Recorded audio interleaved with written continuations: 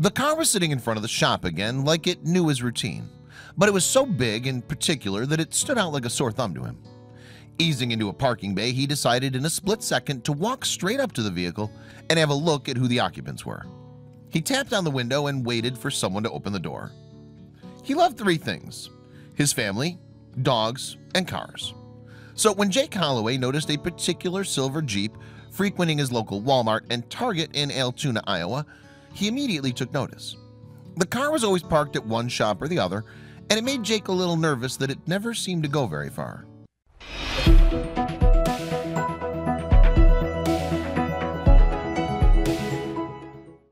Every time he saw it, the same thoughts went through his mind.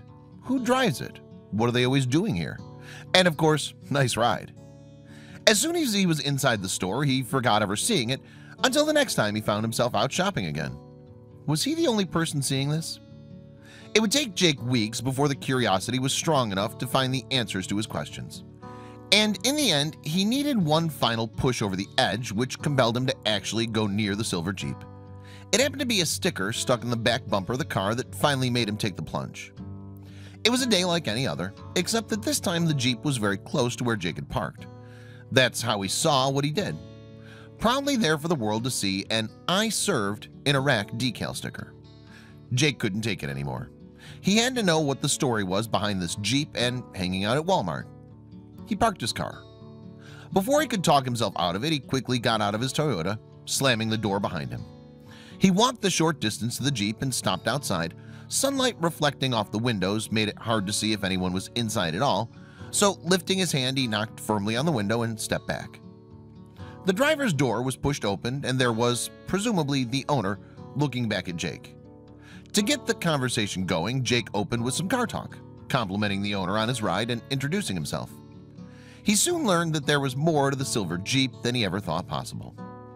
The man's name was Nick, and Nick had a story to share.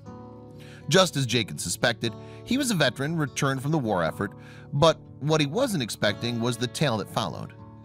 Nick had just returned from his fourth and final tour to find out that his wife was leaving him, and it got worse.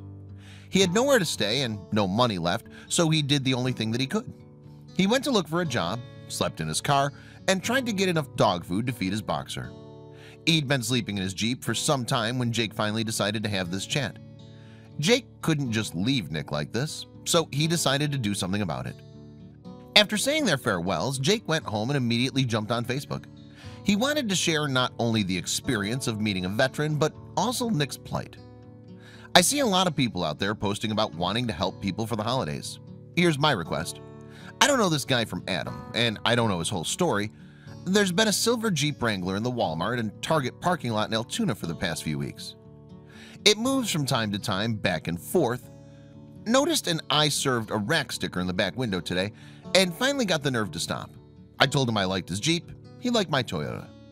Jake's social media message began, and I asked him if he was all right.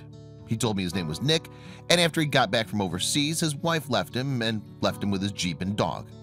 He's got no money and broke as a joke. Told me he just got a job at the DOT, Department of Transportation, but hasn't been paid yet. Said he'd started selling things off the Jeep to have any money at all. Jake continued writing, stating things just as they were, showing the sheer helplessness of the old veteran situation. It broke my heart. If you want to do something for someone out of pure selfishness, please, Jake said, imploring others to help him. If you see him, out of the kindness of your heart, do something nice for him or his best friend, the boxer dog.